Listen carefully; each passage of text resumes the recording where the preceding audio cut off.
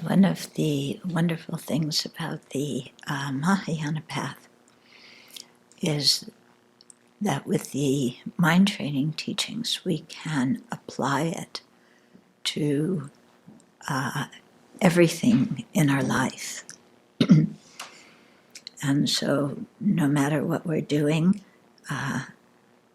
from small daily actions that are karmically neutral, that we don't usually have any particular motivation for doing, we can, by practicing thought training, and specifically the gatas, we can transform those neutral actions into virtues so that it increases our merit and increases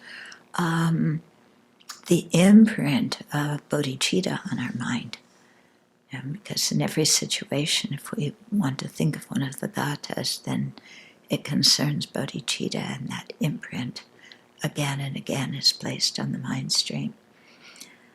And another wonderful characteristic of the thought training teachings are that we can use them to transform non-virtuous mental states and non-virtuous actions into something that is useful to us in the path.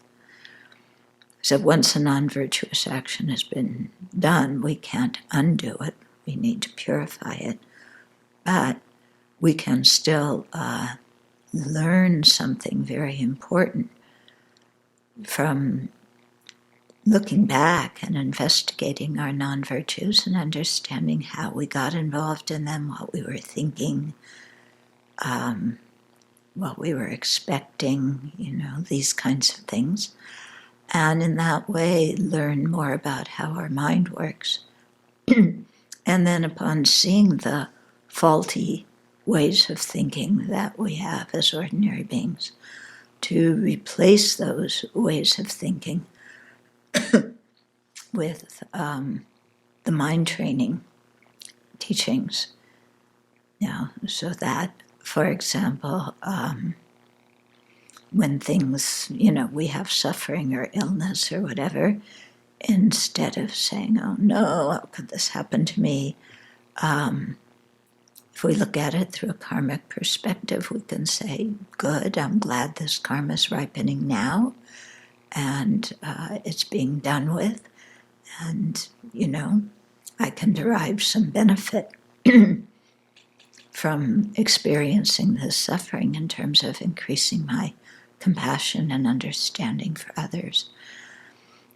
So in short, the thought training teachings have so many ways for us to make even non-virtuous circumstances beneficial on the path, and to transform neutral circumstances into something virtuous on the path. So while we have this opportunity and these precious teachings, then let's try and remember them and use them, all in the pursuit of developing bodhicitta.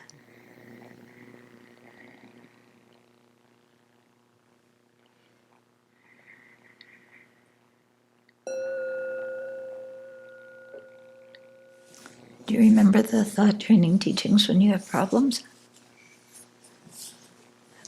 Do you remember the gatas when you're doing dishes or shoveling snow or walking from one building to the next?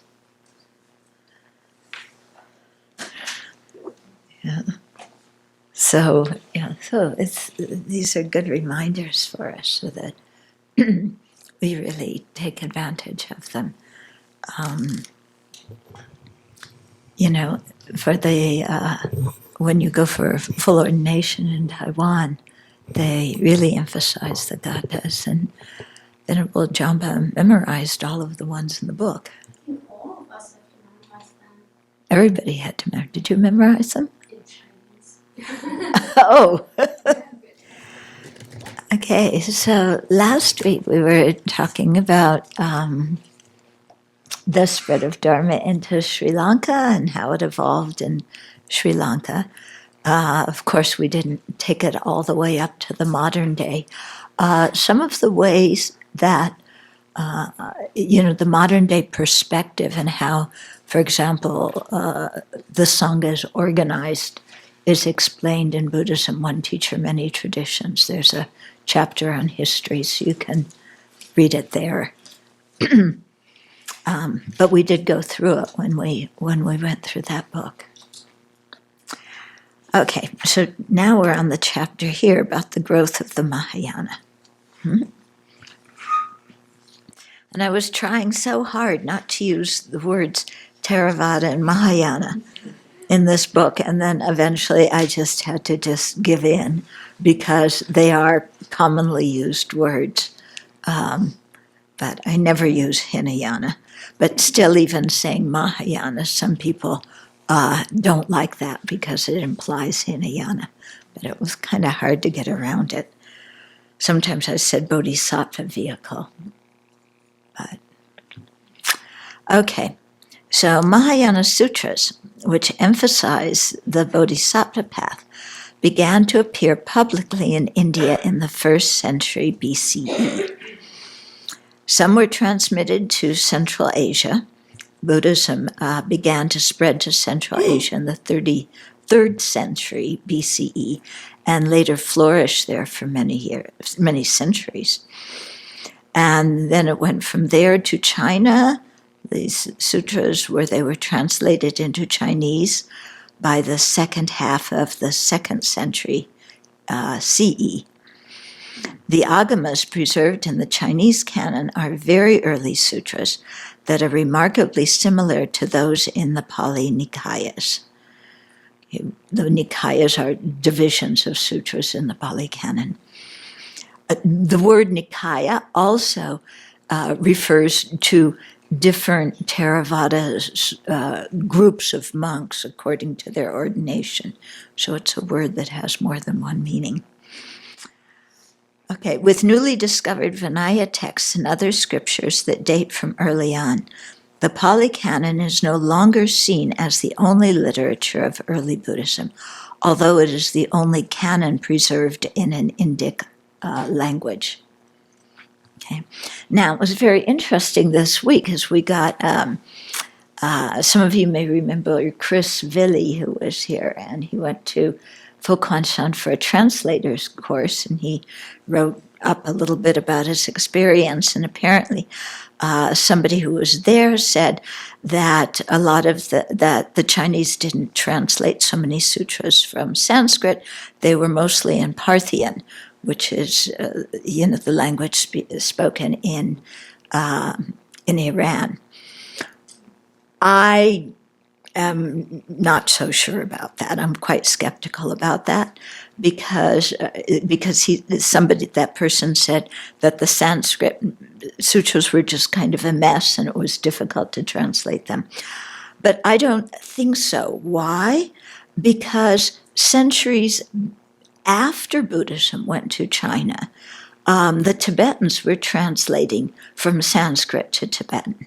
If the sutras were really in such bad language that they couldn't be translated in the 2nd century AD, they weren't going to have good language by the time you get to the 6th, 7th, and 8th centuries. Okay.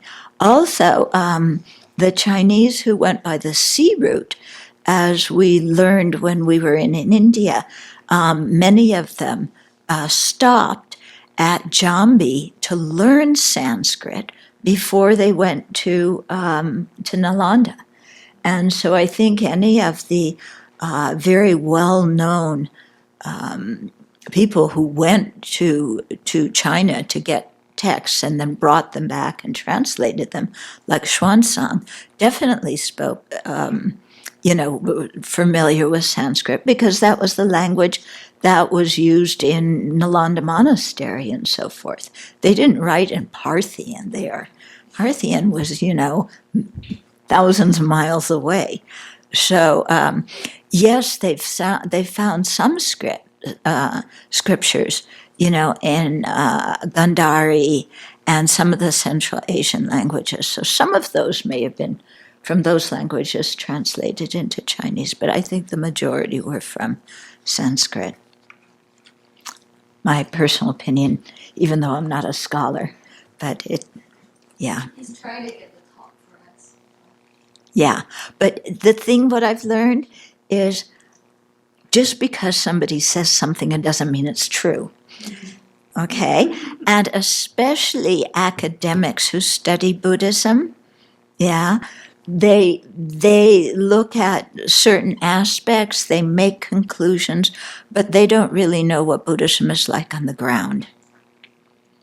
Yeah, and so for that reason, I don't usually read many of the literature that was translated by Western academics, unless they're like, Jeffrey's students, because I know he's a practitioner, and those translations are good. But this thing also was saying how some of the early translators did a very good job. Yes.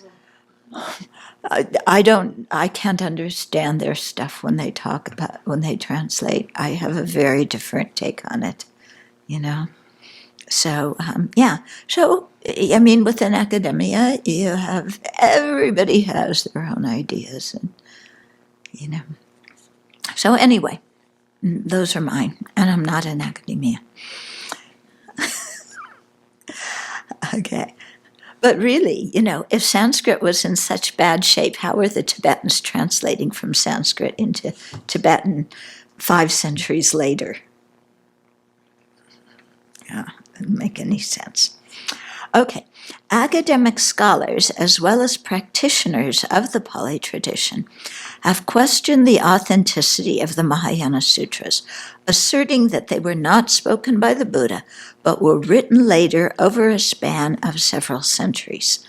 So there are even, many of our friends who, I don't know what Jeffrey would say, but Jay Garfield, I'm sure, Guy, these all say, yeah, the Mahayana sutras were made up later and then, falsely attributed to the Buddha.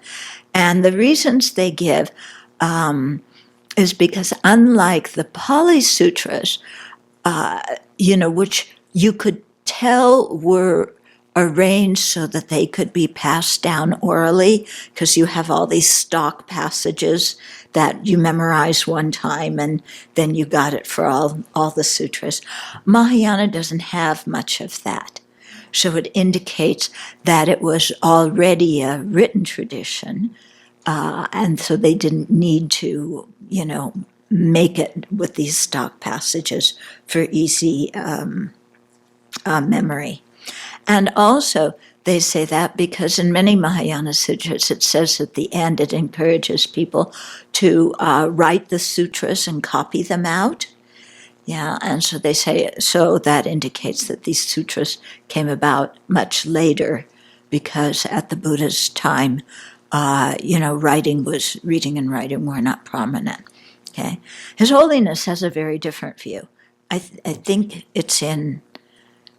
we put it in Buddhism, one teacher, many traditions, but His Holiness's view, which I was, wondering, should I really put this in the book, because it's so different than what the academics think, and the academics will just go, bleh.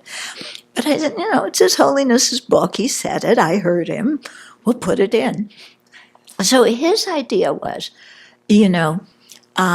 first of all, that the Mahayana sutras were taught at the same time as the Pali Sutras, yeah, but they were often taught to a very different audience.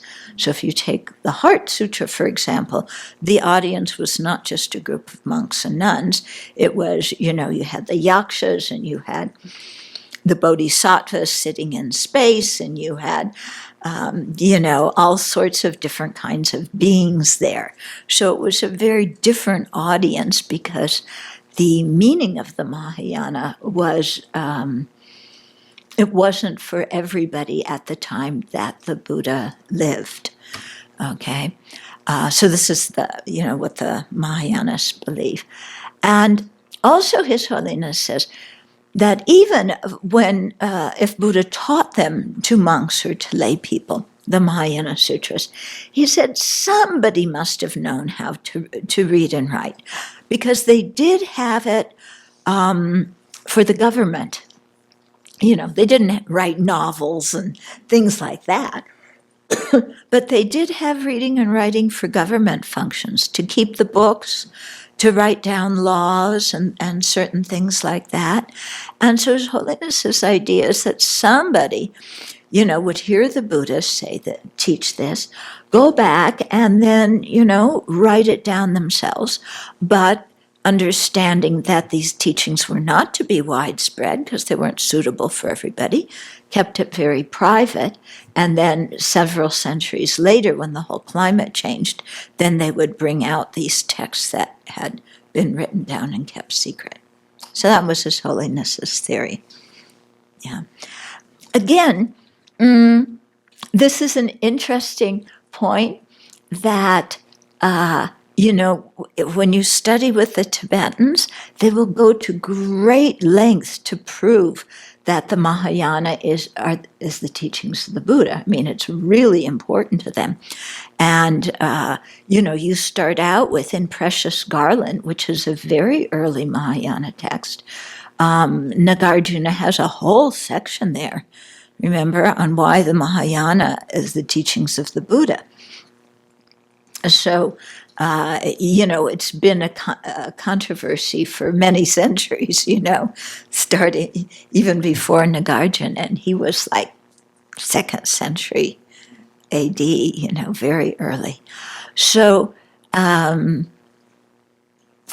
there's always been this kind of controversy and what's going on.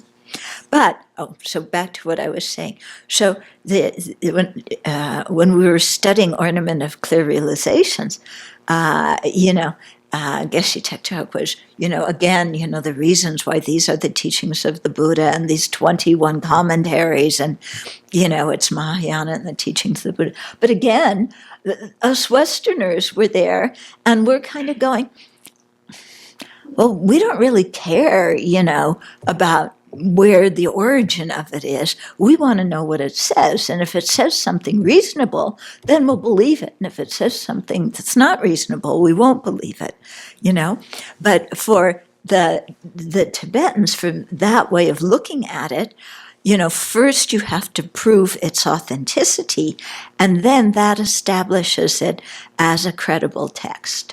Whereas for us, coming from the outside, authenticity, it's nice, but we don't really care. We want to know what it says, and if it talks about something that is really helpful and useful, then that's good, and we'll follow it. Okay? So this is kind of following up on my example from yesterday about differences in how Tibetans and Westerners study. Okay.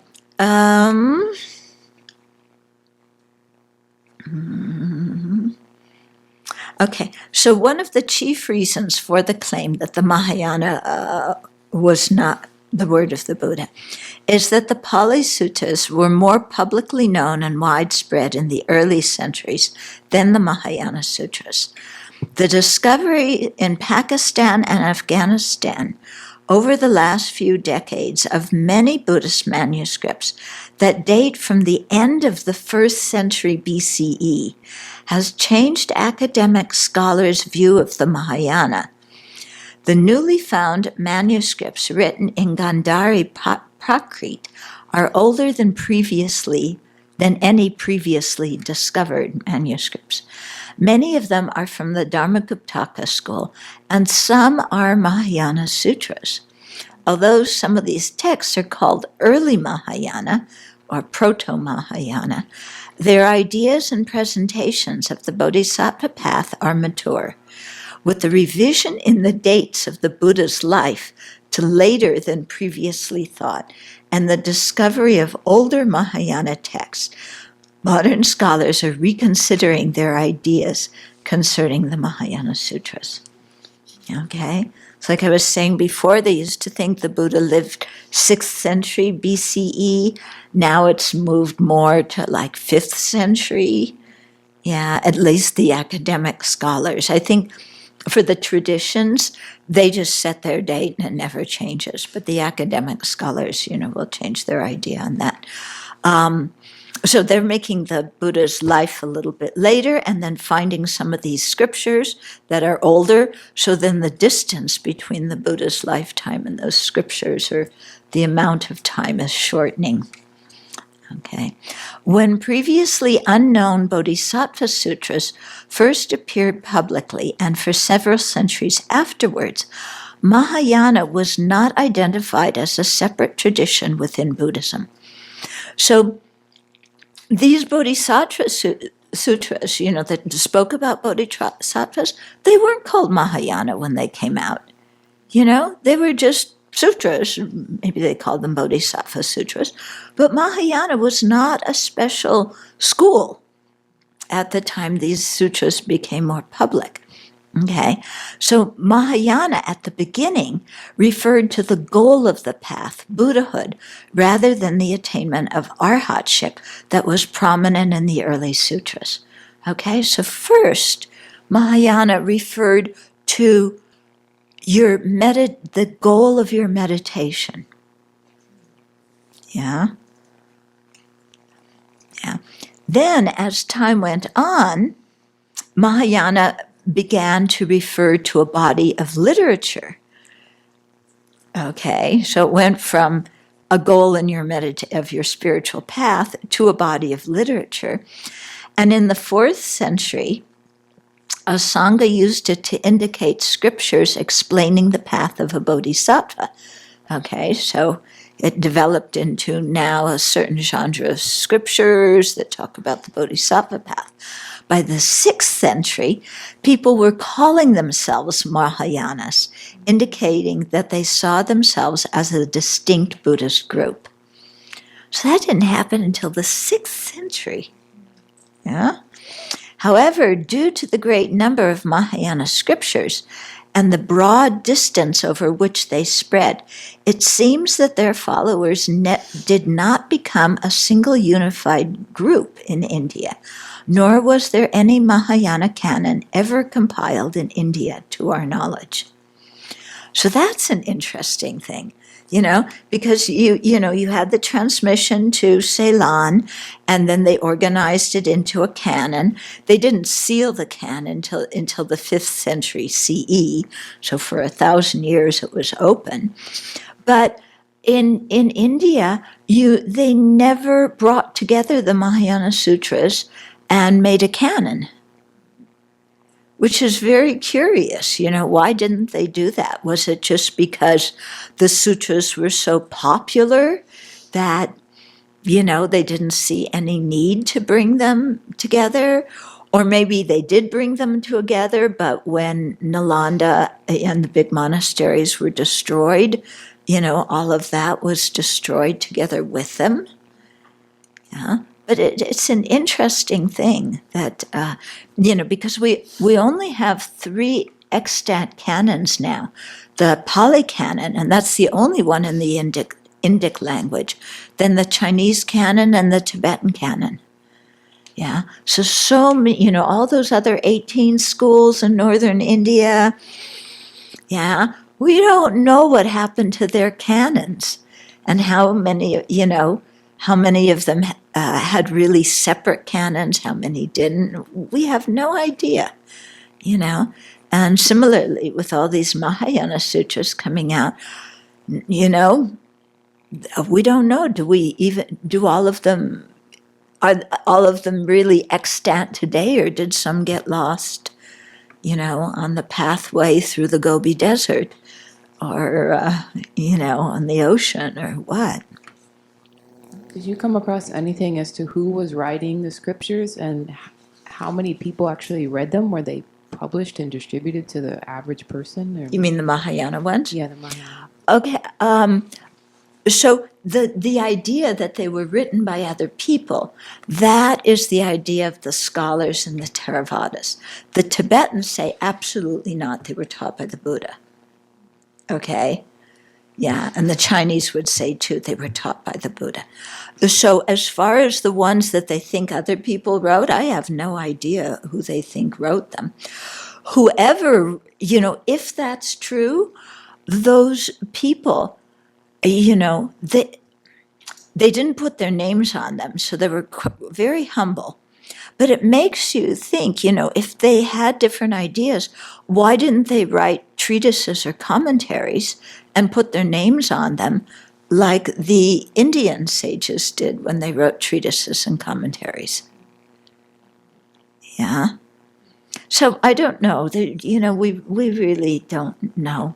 So, whoever gets clairvoyant, or I should say the super knowledge powers, and can see great distances in the past, please let us know the answers to these questions, Yeah, it also could have been they didn't make a canon because the Mahayana spread so widely, because by the time that it became known as its own school, that 6th century, it was already in China for many, many centuries. It was going into Tibet, It had spread down to Ceylon. They had Mahayana sutras by that time, they had Mahayana sutras quite early, and then of course the king, burnt them or something like that. I don't know. Okay, so Mahayana, was not a religion, and it did not have distinct institutions. Okay, so it wasn't a separate religion. It didn't have distinct institutions like the Vatican, who ran everything. It had no specific geographical location where its hierarchy was predominant. Okay, so it was really spread out. It wasn't a school, and here's your Buddhist pope, and we're making a canon, and, and it's located here, and these are the titles of all the big shots. Nothing like that. It was really quite widespread. So it makes you wonder, was that because maybe of the content of some of the Bodhisattva Sutras, the fact that they, because it seems like at some point some of the lay people felt left out of the way the Pali tradition had organized itself around the monastics, and the lay people wanted to be included more. So maybe the Mahayana sutras, because they were they were spoken to monastics, to bodhisattvas, many bodhisattvas. Some were monastics, some were not monastics. So maybe because it was more widespread like that, then it didn't have an institution and a commander-in-chief. I don't know. Okay. Monastics following the Sravaka vehicle and Bodhisattva vehicle lived together and probably recited the Pratimoksha, the monastic precepts, together. So this is in the early days when Mahayana first began to appear, and it was a goal in your spiritual practice. Then you had, Bodhisattva monastics and Sravaka monastics living at the same monastery. They got along perfectly well, except regarding the spatulas. But, they didn't argue about the teachings. And it looks like, they recited the Pratimoksha together. And as we all know, that if the Sangha is not in harmony, it cannot recite the Pratimoksha together. Yeah. So so it's very interesting. If you have a chance to read Jan Natier's translation of the Urga Sutra called All the Good Men, it's quite interesting. A few good men. Okay. So it's very, very interesting, because she talks about this, because that sutra was one of the early Bodhisattva sutras. Yeah. And so she could see, how it was describing how bodhisattvas should practice. And it really wasn't all that different from how the Shravakas could, except it seems like sometimes the bodhisattvas were encouraged to meditate alone more, which you would think would be the opposite, if they were practicing bodhicitta, that they would, have a thrift store and a soup kitchen and something like that, that they would, but no. But actually, in Asia, that's not the way society was organized. They didn't have volunteer organizations because and social welfare projects like that. Not very many, because the family was the chief unit, and if you had a problem, your family helped you. Yeah, and Vincent Kudrow explained to me, that even up to, all through, she was born in Tibet and grew up there, the families, they just took care of everybody, and that it was a big change coming into exile, and the Tibetan government having to set up, the Tibetan Children's Village and the old folks home and all these welfare projects, because that's not what they did in old Tibet. Yeah, quite different. Yeah. I'm wondering about these monks living together, because if Tantra is practiced, you can't stay with a Shravaka. Yeah, but this was early on when the Mahayana sutras first began to appear. So at that time, Tantra was not widespread. I don't think it was, because first the Mahayana sutras came and people started practicing that, and then after that, a few centuries after that, that's when Tantra really began to spread. In the early years, it was not very prevalent. Yeah.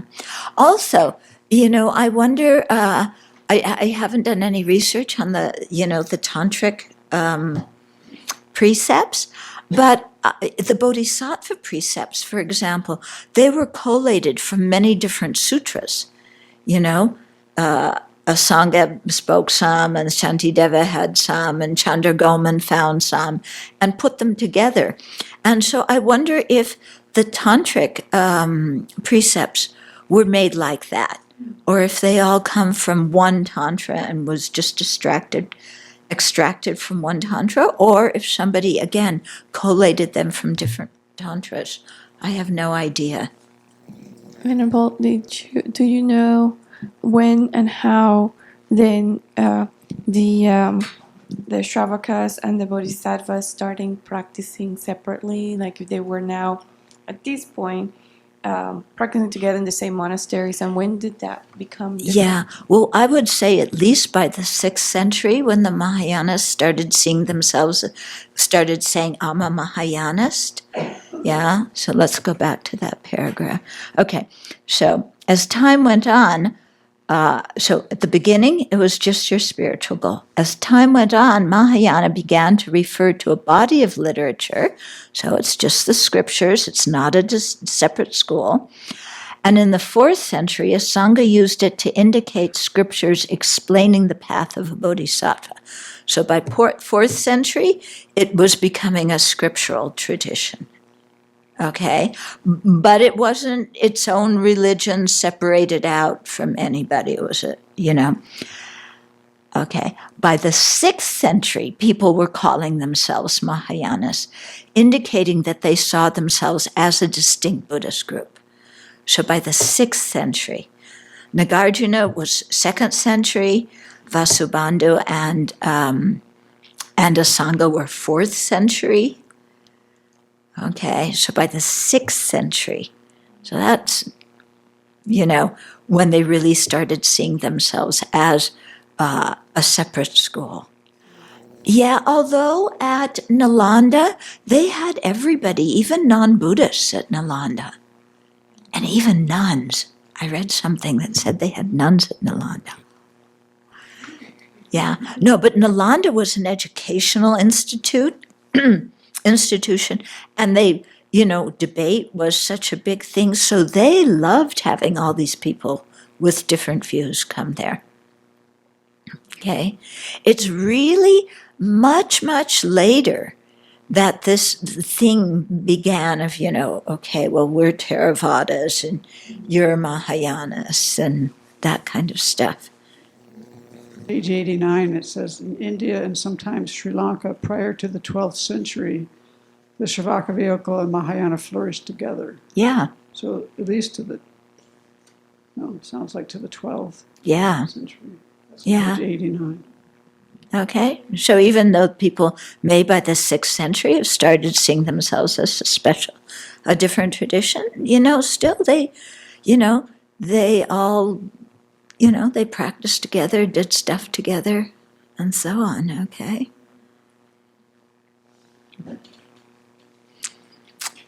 Okay. So, it changes our way of thinking because we know what the present situation is. And it wasn't like that centuries ago. Yeah, so we have to, switch a little bit. Okay.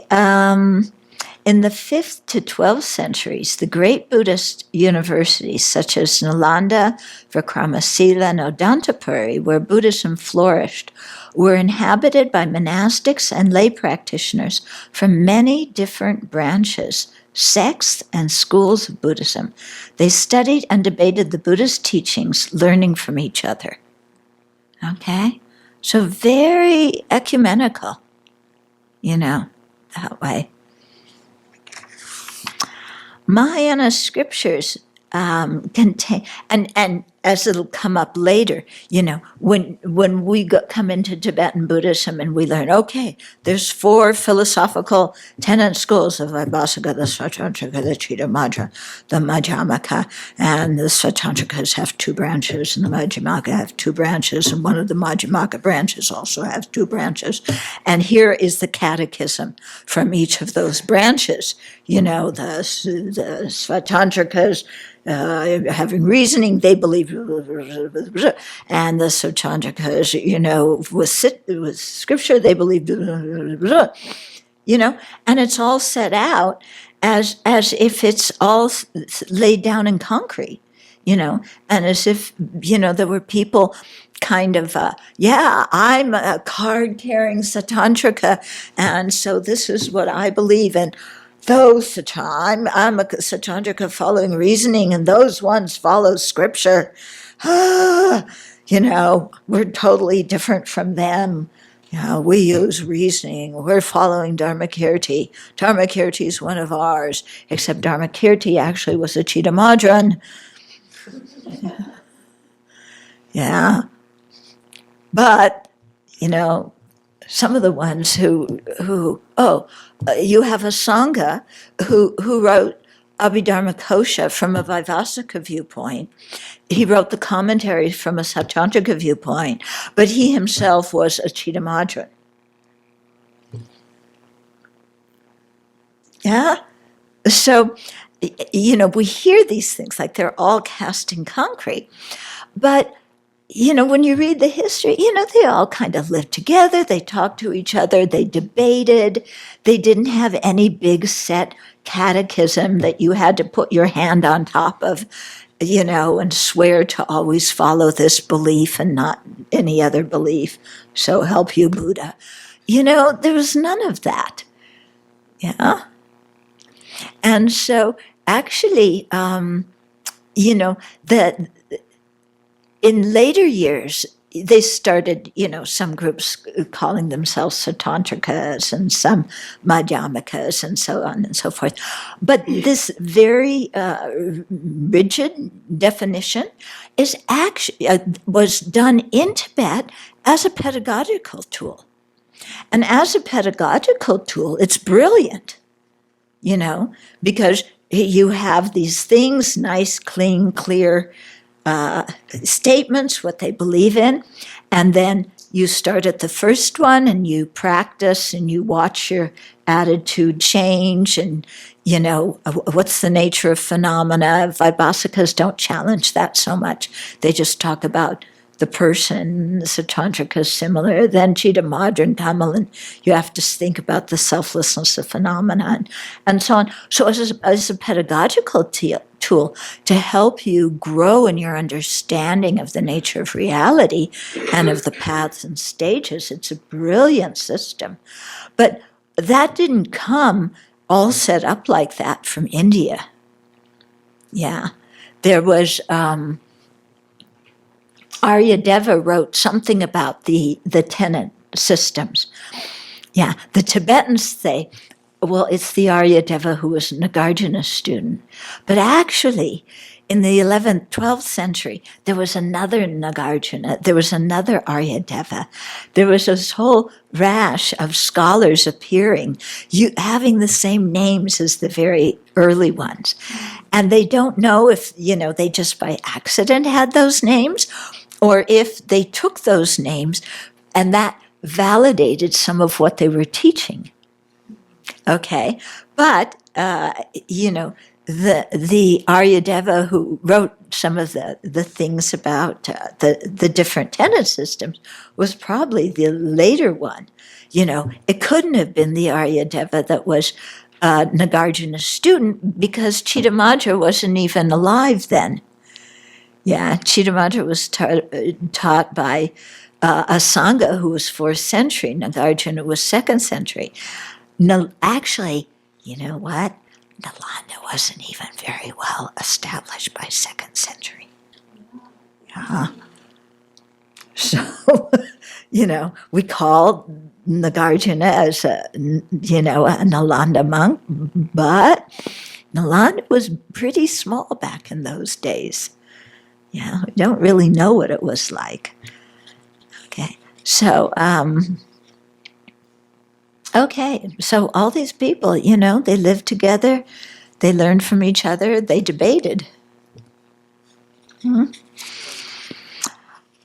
Mahayana scriptures contain many philosophical positions and practices. It has never been a monolithic doctrine. Although those who self-identify as Mahayanas have shared beliefs such as the Bodhisattva path and practices, okay? But as Mahayanas, you know, okay, the method side of the path, very similar in the different Buddhist traditions, you know, not totally, but very similar. The wisdom aspect of the path, yeah, very different. You know, you have Madhyamikas, you have Chitta Madhyans. How Chitta Madhya is explained in Tibet is different than how it is taught in China. Okay. And what was a big shocker for me was, you know, after I had read all the nice, you know, tenet system things about what Chitta Madhyans believe, when, you know, you study Lekshe Ningpo, then you realize that the Tibetans are in the process of figuring out what they think the Chitta Madhyans are saying. So a lot of the Chitta Madhya that we're taught isn't necessarily from Asanga and Vasubandhu's books, but it's the later Tibetans reading the Indians and saying, oh, well, since they said this, they must have also believed XYZ. Okay? And the whole division between Svatantrikas and Prasangikas that we spend years on, yeah, it was not known as two different branches in India. That was done in Tibet with Je Rinpoche. Yeah. So all these arisings of different schools, yeah, these are things that happen slowly. Yeah. And gradually, as, you know, people have new ideas and they teach them to other people and groups form and somebody breaks off and they start something new. And, here in America, I mean, talk about the evolution of different religions, the way Americans do it. I disagree with you, I leave and I start my new religion. It's incorporated, it has a catechism, and, you belong to my church and you don't go to anybody else's church. Okay, and if you look about the history of religion in America, that's kind of what it's like. All these people, I'm way off topic, but I think it's interesting. All these people who didn't fit in their own countries, those are the people who came here. Yeah, not the open, tolerant, accepting people who were fine living in Europe with different views. It's all the people who didn't fit in there, who were rigid and strict and said, my religion. What was it, the Pilgrims? Yeah, they were getting persecuted. Nobody likes us. We're coming to America. We're landing on Plymouth Rock. This is our rock. Yeah, we don't rock and roll, but it is our rock. Yeah, and if you look, historically, how many divisions of Baptists do we have in America? How many divisions of Methodists, of Presbyterians? Yeah, the Catholics, you don't have so many because they have a pope and they keep you in line. But the other ones, really, the Baptists keep you in line too. You have your Southern Baptist Conference. But, if you want to start a new religion, you just leave and you go and incorporate it and you get some followers and you're good to go. And, this is what Americans have done. In Europe, you don't have nearly as many sub-sects and sub-traditions and new religions and things like we do. Yeah? Look, Mormonism, America invented it. I don't know Seventh-day Adventists. I don't know much about the history of all these religions, but, it's, yeah. In Asia, people are much more relaxed. And His Holiness always praises India now for being very secular. And to him, secular doesn't mean non-religious, like secular means here. To His Holiness, secular means accepting of all religions. And it's really been in recent years that the problems between different groups have gotten so horrible, it started kind of with when India and Pakistan split up, but a lot of that we owe to the British. Yeah, I agree. There's much more I have never heard of when I came here, many more groups. But it's a small subtopic, but every time when I entered the US, I got greeted as a nun and very respectful, even though the officers didn't know what Buddhism is. When I go into Germany, nothing of it, even more than crazy looks like, what's that? So the tolerance I found here, just from my personal experiences meeting Americans, is much bigger still. Yeah. Oh, that's good. That's very good. You're lucky. I walk down the street, they say Hare Krishna. No, in the U.S. In the U.S., You walk down, I remember people going, Hare Krishna.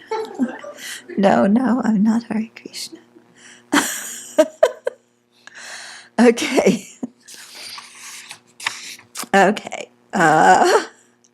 Okay, so Mahayana wasn't a religion. It didn't have distinct institutions. It didn't even have its own canon. Okay.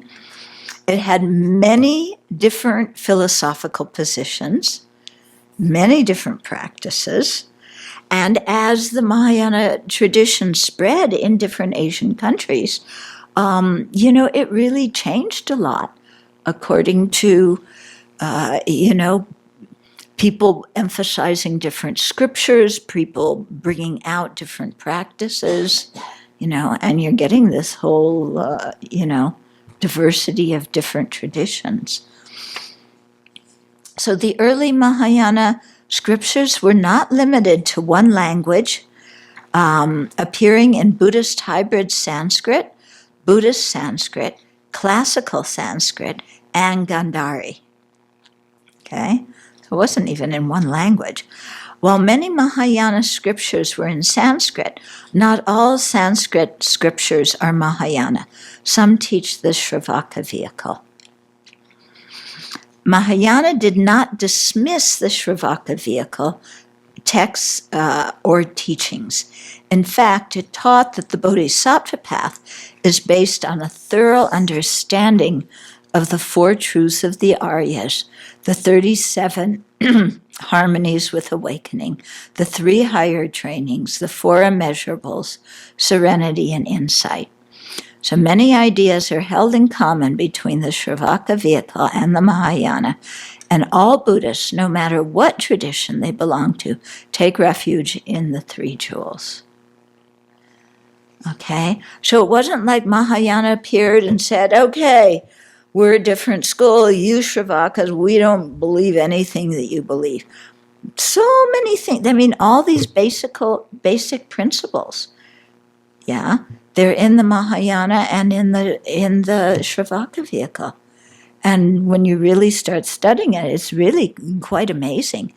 And like I've said before, you can see, when you read some of the Pali texts, how the Mahayana just built on top of that. You know, many things, they just built on top of it and expanded the meaning of what was said very briefly, in one of the Buddhist discourses. Now, I mean, even His Holiness talks about that, because he'll say the first turning of the Dharma wheels was primarily, the Pali Sutra scriptures, primarily, not all. And then the second Dharma wheel expanded on the meaning of true cessation, and the third Dharma wheel expanded on the meaning of true paths.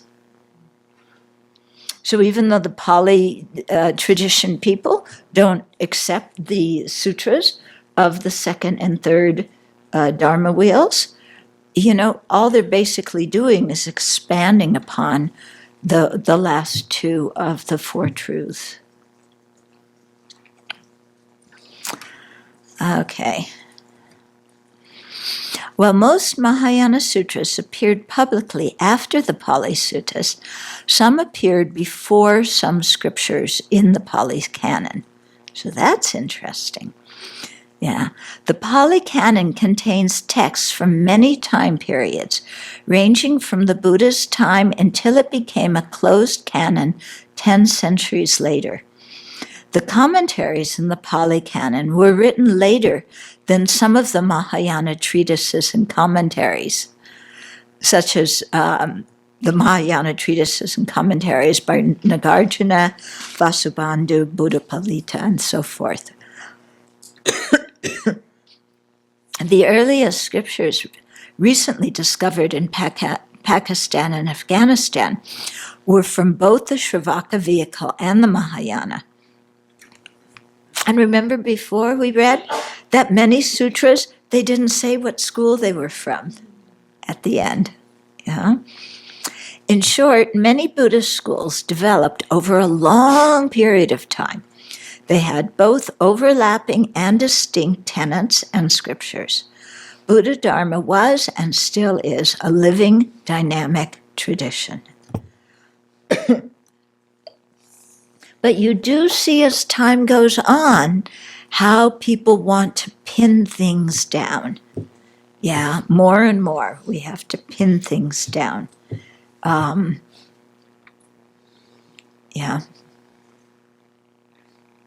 And in one way that's good.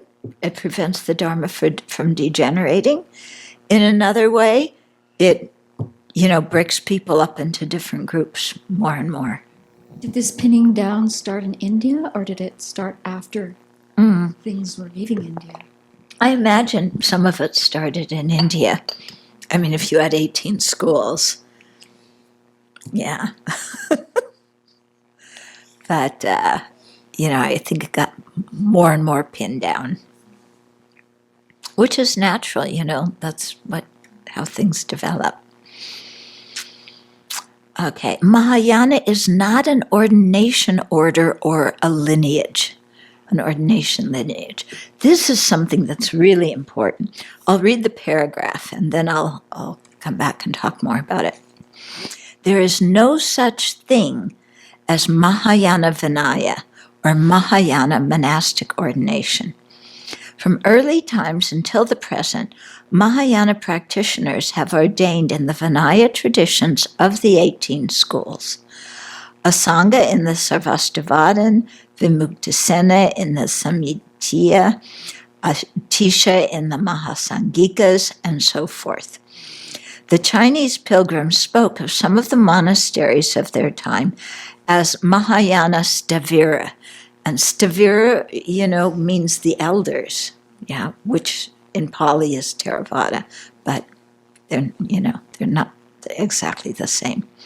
While we aren't sure about the meaning of that term, Mahayana Stavira, it could refer to monastics who were ordained in the Stavira Vinaya, the lineage of today's Theravada, and practiced Mahayana.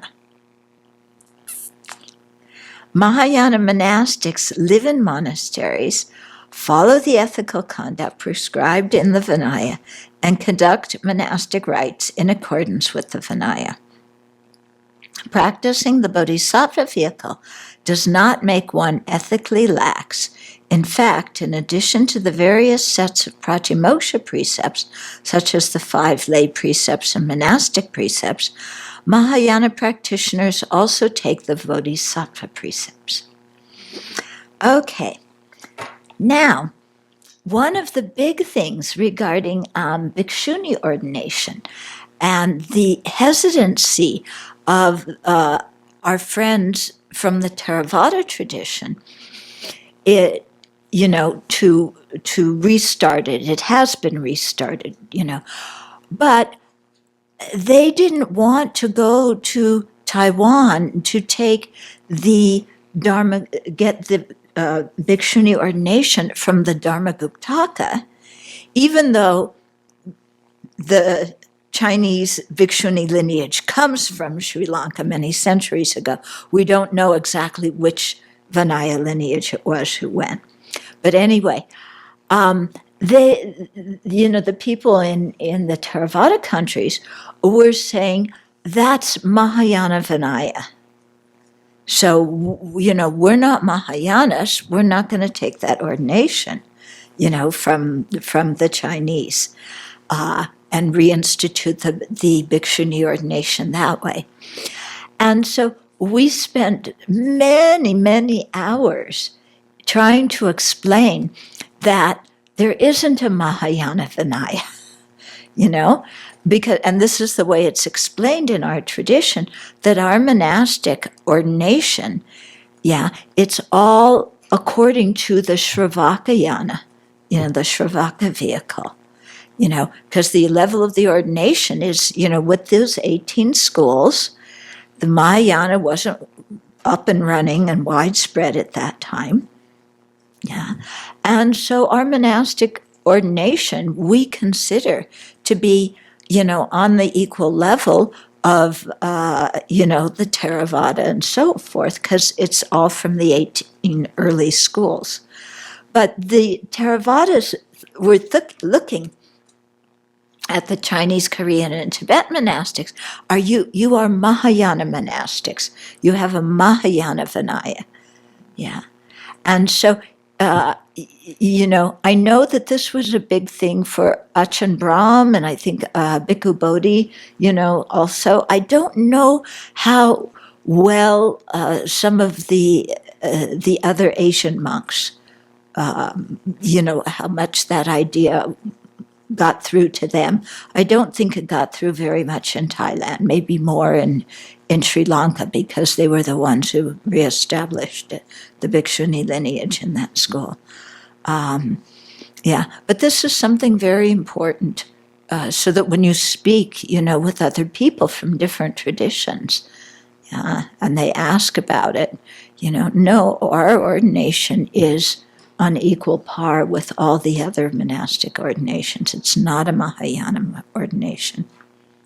Mm-hmm. You take the Bodhisattva vows in Taiwan. How does that? Can you, because it's a platform that's included in the ordination. You're talking about in the Chinese tradition. Yeah. In the Chinese tradition, you have triple platforms. So you take your Shramaneri precepts again. You've taken them before. You take them again. Then you take Bhikshuni. Then you take Bodhisattva. They're just, doing all of those at the same time. They're not saying that those are all Mahayana lineages.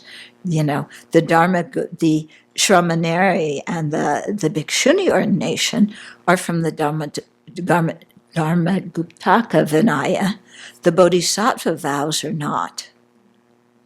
Yeah, those are the Mahayana precepts.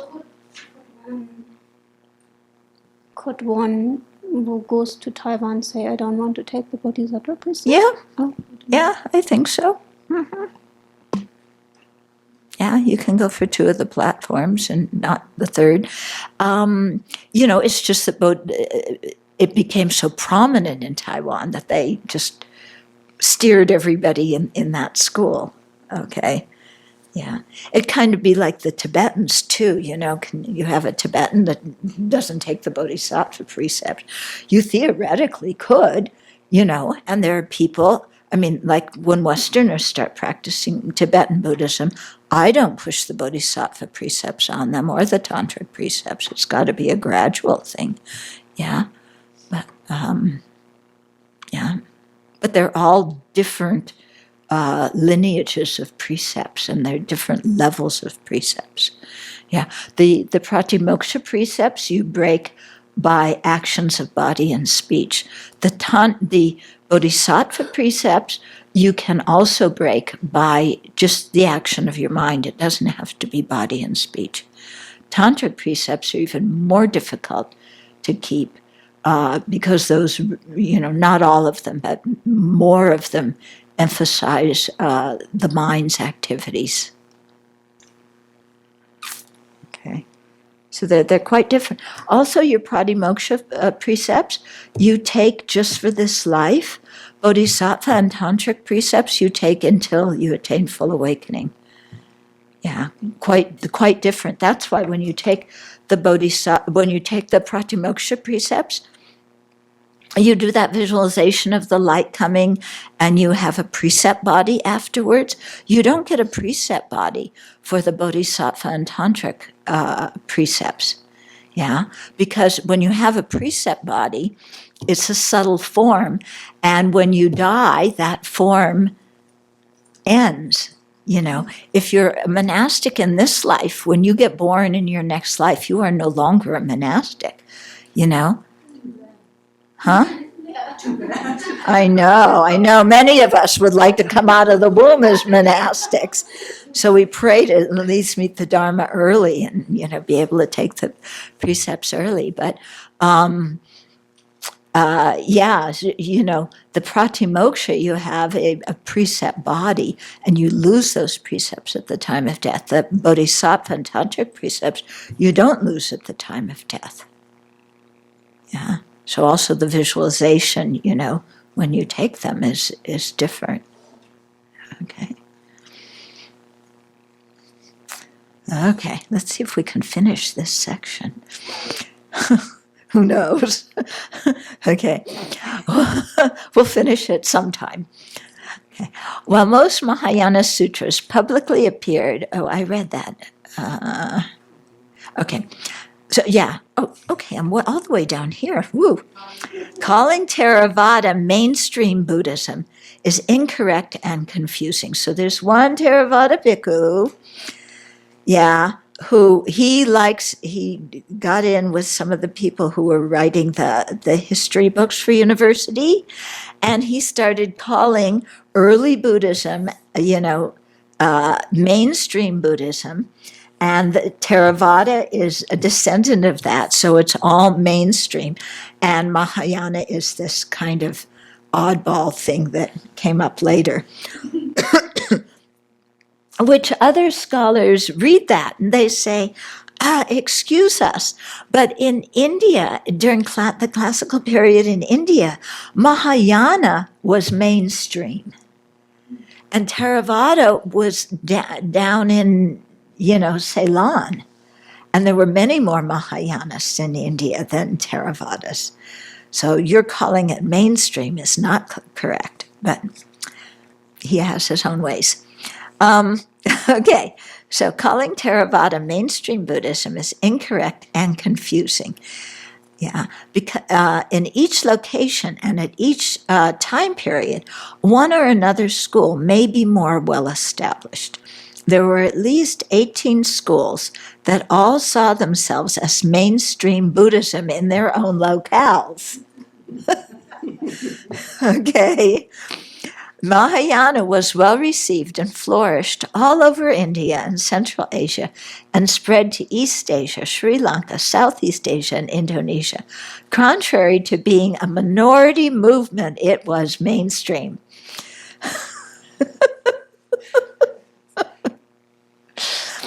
The Mahayana and Shravaka vehicle both include rituals, chanting, mantras, and dharanis. I finally found out, what do I have here in note 23 for dharani? I looked it up in the Princeton Dictionary today because it's been a term that's always puzzled me. It's just referring to one of the things I quoted. It's not explaining what. So a dharani is I learned a new word, mnemonic device. It starts MN, so don't ask me how to spell the rest of it.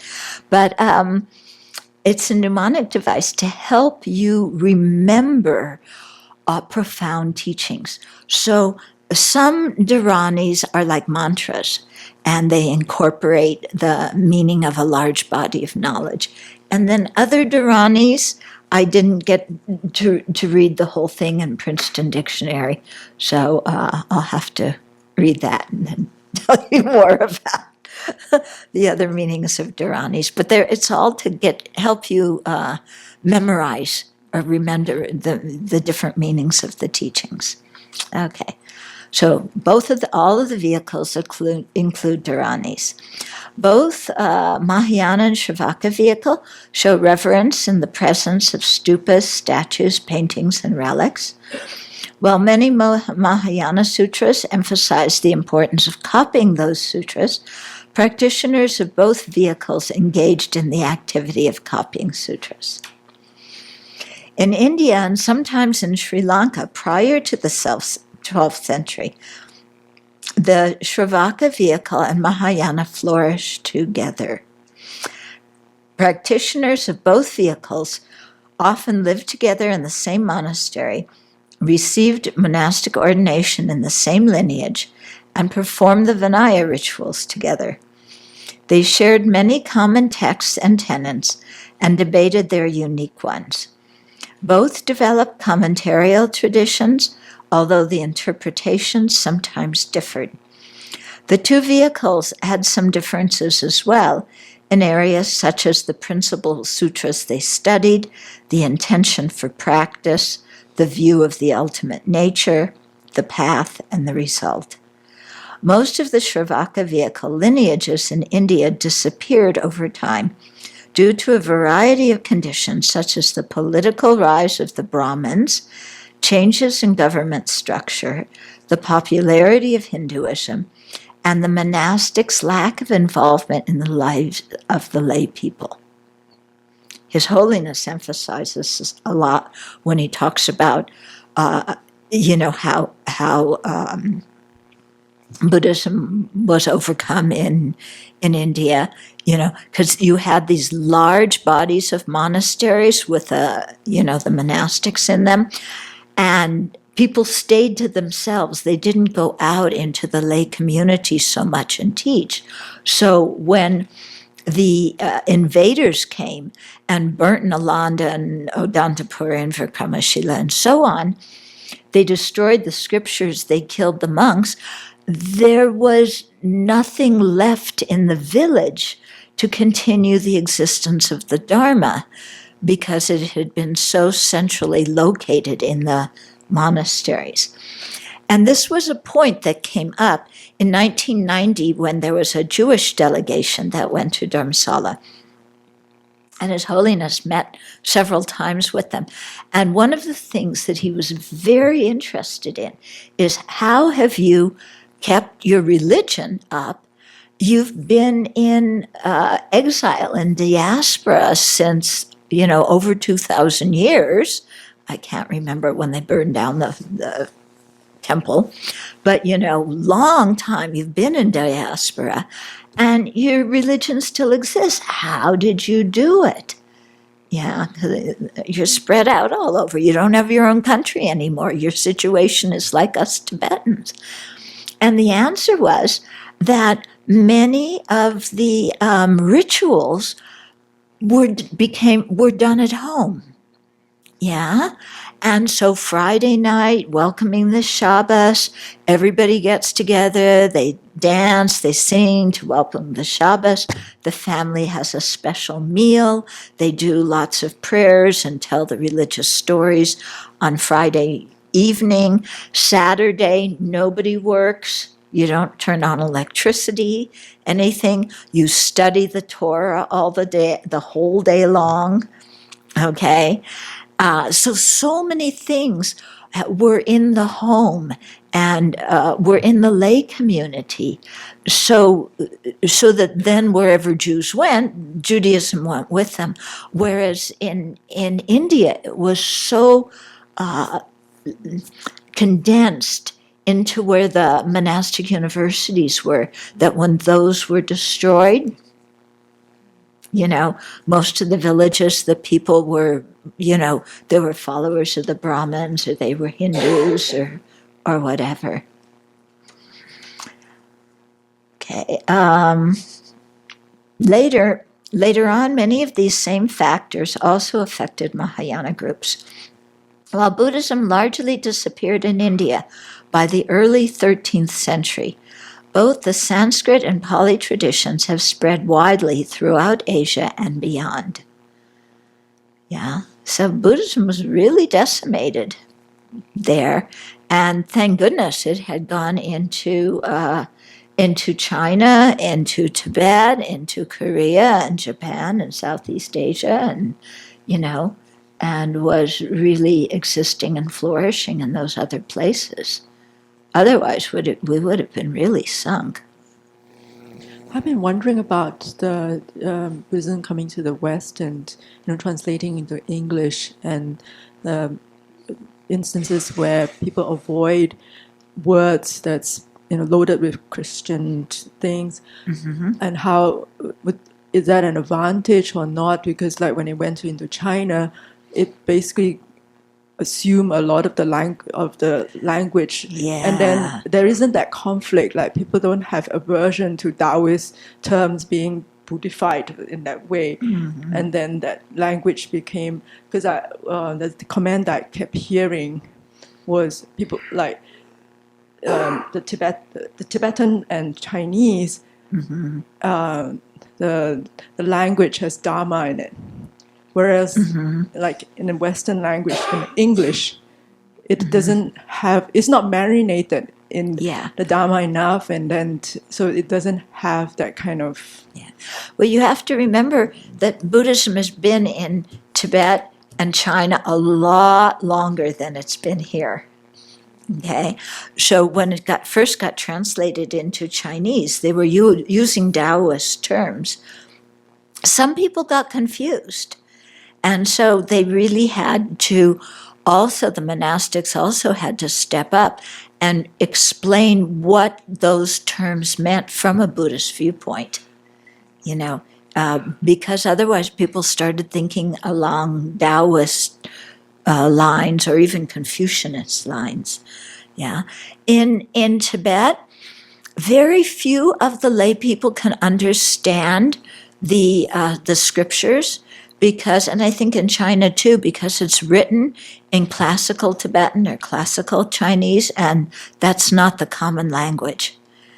Yeah, so it's they really need, I know in the Tibetan community, Jimpa was talking about it, writing Dharma books in common language Tibetan that the lay people can understand.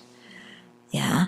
And I know that some people were translating Lamrim Chenmo into Chinese in a more colloquial way so that people could understand it.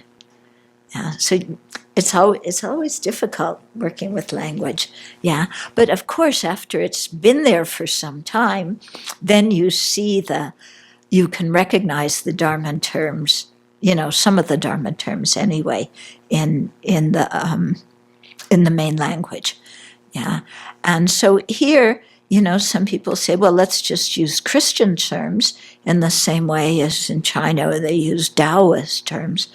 But then some of us say, we don't think that's a very good idea because some of those words are really very, very loaded, and using that vocabulary will push people away. I see a number of people nodding their heads in agreement. Yeah. So, because it's already, we find in teaching Westerners the Dharma, so often we have to really go back and say, like if you teach about karma, this is what karma means in Buddhism. It's not the same as original sin. It's not the same as predetermination. Okay? They're very, very different ideas. Yeah. So there's many things like that you really have to, the meaning of compassion, how you're supposed to feel when you're compassionate. Yeah. I mean, in Christianity, to be compassionate, you have to be hanging on a cross. Otherwise, if you have the least bit of joy yourself, you're being selfish and you can't be compassionate. Whereas in Buddhism, the bodhisattvas are very joyful and very compassionate.